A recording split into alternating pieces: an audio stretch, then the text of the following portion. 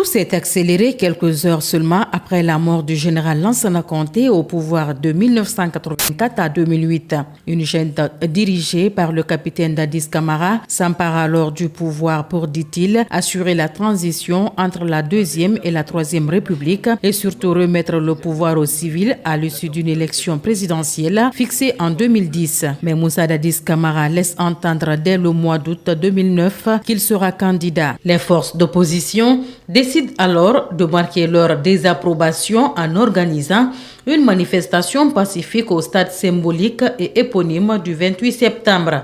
La junte avait demandé le report de la date en raison de la portée historique de ce jour, ce que les leaders n'ont pas pu faire car demande formulée trop tard selon le président de l'UFR qui aurait été joint par Moussa Dadis Camara en personne. La foule va donc converger et forcer les portes du lieu au petit matin du 28 septembre 2009.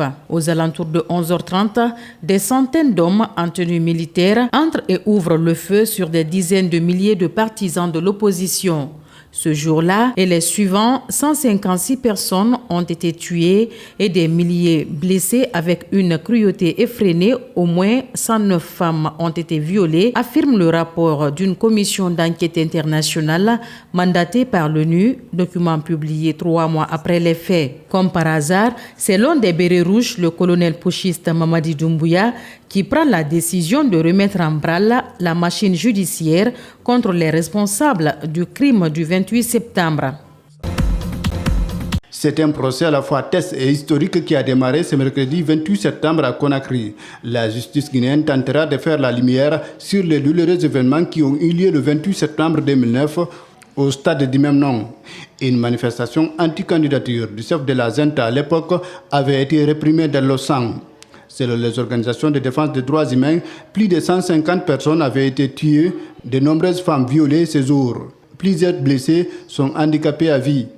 À date, 12 personnes sont inculpées dans ce dossier. À la barre, les accusés ont commencé à défiler dès ce mercredi.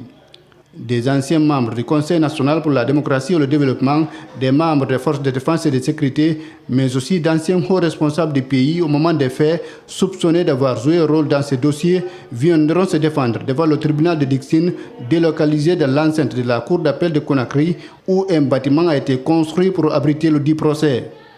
Parmi les accusés, il y a ceux qui sont connus du grand public comme Dadis Camara, président du CNDD qui dirigeait la transition à l'époque des faits, Toumba Diakité, son aide de camp, colonel Keboro Camara, chargé de la lutte contre le trafic de drogue, il fut l'un des piliers du CNDD. Toumba Diakité a été mis aux arrêts au Sénégal le 15 décembre 2016 où il s'était cassé. Il a été extradé en Guinée en mars 2017. Depuis, il est incarcéré à la maison centrale où il a retrouvé Michel Guilavogui, un autre accusé. Moussa Dadis Camara, Moussa Keboro Camara, Claude Pivi, Abdoulaye Serif Diaby et compagnie ont quant à eux été placés sous mandat de dépôt ce 27 septembre, à la veille donc de l'ouverture du procès. 12 personnes étaient attendues à la barre ce mercredi 28 septembre pour répondre des faits de meurtre, assassinat, viol, non-assistance à personne en danger, entre autres.